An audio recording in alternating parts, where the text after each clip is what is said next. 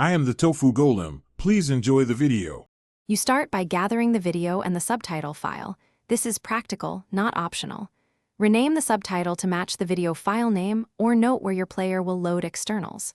Open the subtitle in a text editor to check encoding. Make sure it is UTF-8 so characters display correctly.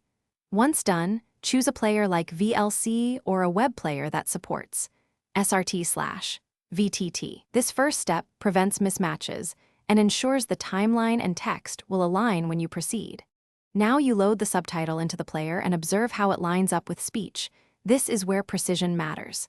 If text appears early or late, use the player's subtitle delay control and nudge by 0 ones until dialogue matches. For persistent issues, open the SRT and edit timestamps directly, change start and end times using hours, minutes, seconds, milliseconds to shift blocks forward or back.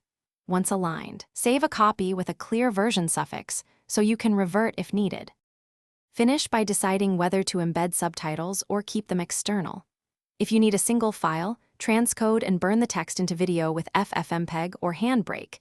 This prevents missing captions on unsupported players.